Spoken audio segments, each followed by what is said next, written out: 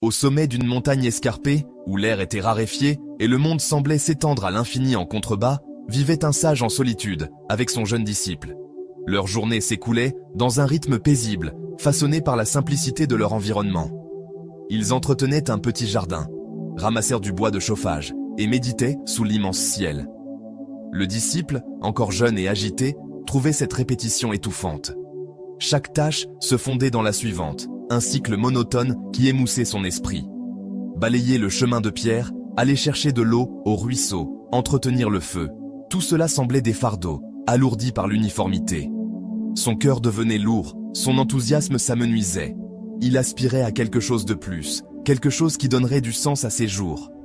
Un soir, alors que le soleil disparaissait sous l'horizon, baignant la montagne d'une lueur dorée, le disciple s'approcha du sage. Ses yeux portaient une supplication silencieuse, un désir de réponse. Il se demanda à voix haute comment trouver de la joie dans une vie si répétitive, dans des tâches qui semblaient ne mener nulle part. Le sage, le visage marqué par le temps, mais serein, écouta en silence. Il ne répondit pas immédiatement, contemplant la lumière déclinante, comme si la réponse se trouvait dans le crépuscule. Après un moment, il promit de partager sa sagesse le lendemain, lorsqu'ils descendraient la montagne ensemble. Le disciple, bien que curieux, accepta le délai, son cœur vibrant d'anticipation.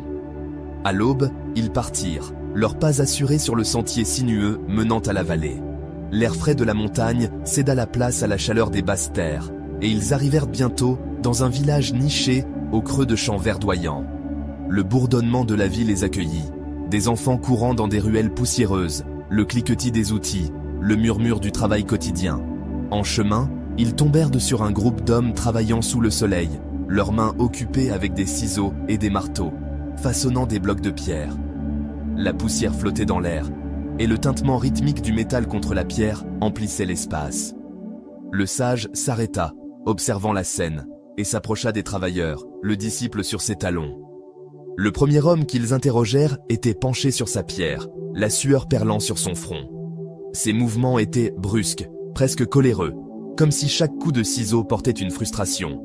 Lorsqu'on lui demanda ce qu'il faisait, sa réponse fut brève, sa voix teintée d'irritation. « Il brisait des pierres », dit-il, comme si la tâche était une insulte à son existence.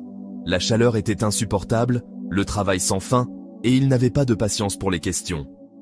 Il se remit à son labeur, le visage renfrogné, comme si la pierre était son adversaire. Le disciple observa, ressentant le mécontentement de l'homme, un reflet de son propre trouble sur la montagne. Le second homme, travaillant à proximité, était différent. Ses mouvements étaient réguliers, mécaniques, ni pressés ni lents. Quand le sage lui demanda ce qu'il faisait, sa réponse fut plate, détachée. Il façonnait des pierres pour gagner sa vie, dit-il, rien de plus. La tâche était un moyen pour une fin, une manière de mettre du pain sur la table. Il n'y avait ni joie ni ressentiment dans sa voix, seulement une résignation tranquille. Il travaillait parce qu'il le devait, ses mains bougeant, avec une efficacité rodée, mais sans passion. Le disciple nota l'indifférence de l'homme, se demandant si c'était le destin de tous ceux qui trimaient, jour après jour. Puis, ils s'approchèrent du troisième homme. Ses mains bougeaient avec soin, presque avec révérence, tandis qu'il façonnait la pierre devant lui. Un léger sourire jouait sur ses lèvres, et ses yeux brillaient d'une fierté discrète. Quand le sage lui demanda ce qu'il faisait, sa réponse fut chaleureuse, pleine de sens. Il ne se contentait pas de briser des pierres, dit-il. Il construisait les fondations d'une école où des enfants se réuniraient pour apprendre. Il les voyait déjà, les yeux brillants, pleins d'ardeur, remplissant les salles de rire et de curiosité. Chaque coup de marteau était un pas vers cette vision, une contribution à quelque chose de plus grand que lui. Son travail n'était pas un fardeau, mais un cadeau, une source de joie qui rayonnait de tout son être. Le sage se tourna vers son disciple, ses yeux calmes et savants. La leçon était maintenant claire, bien qu'il n'ait pas parlé tout de suite. Le disciple resta silencieux, les réponses des trois hommes résonnant dans son esprit. Ils accomplissaient tous la même tâche, leurs mains façonnant les mêmes pierres sous le même soleil.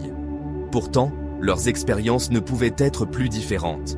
Le premier homme était consumé par la frustration, son cœur fermé à tout, sauf au poids de son labeur. Le second homme n'était touché ni par la joie, ni par la tristesse. Son travail, une routine creuse pour subvenir à ses besoins. Mais le troisième homme, il était vivant de sens. Son cœur était ouvert, son esprit rempli de la vision de ce que son travail deviendrait. Il ne voyait pas des pierres, il voyait un avenir, un héritage, un don pour les autres. Le sage parla enfin, sa voix douce, mais ferme. Le bonheur, expliqua-t-il, ne résidait pas dans la tâche elle-même. Les pierres étaient attelées même pour les trois hommes, tout comme les outils et l'effort. Ce qui les distinguait était la manière dont ils voyaient leur travail, dont ils le portèrent dans leur cœur. Le troisième homme trouvait de la joie parce qu'il travaillait avec passion, avec un sens du sens qui transcendait l'acte de tailler la pierre. Son travail n'était pas seulement pour lui, mais pour les autres, pour un but qui élevait son esprit.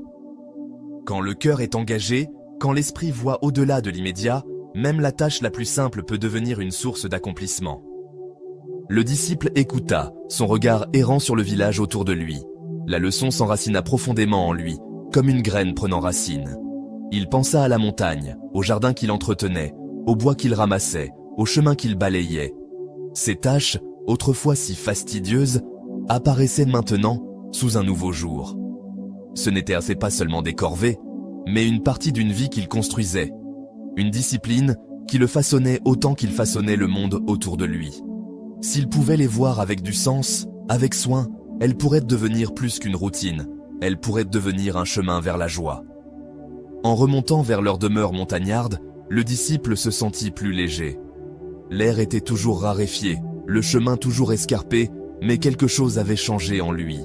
Le sage marchait à ses côtés, silencieux, sa présence une rassurance tranquille. Le disciple commença à voir ses tâches quotidiennes différemment, non comme des fardeaux, mais comme des opportunités. Il pouvait entretenir le jardin avec soin, imaginant la nourriture qu'il apporterait. Il pouvait ramasser du bois avec gratitude, sachant qu'il réchaufferait leur nuit. Il pouvait balayer le chemin avec pleine conscience, chaque coup une méditation sur la présence. Dans les jours qui suivirent, le disciple aborda son travail avec un regard nouveau. Il mit tout son cœur dans chaque tâche, trouvant de petites joies dans le rythme de ses efforts. La montagne ne semblait plus une cage, mais un lieu de croissance, une toile pour son dessin. Il apprit que le bonheur ne résidait pas dans le changement des circonstances, mais dans la manière de les voir.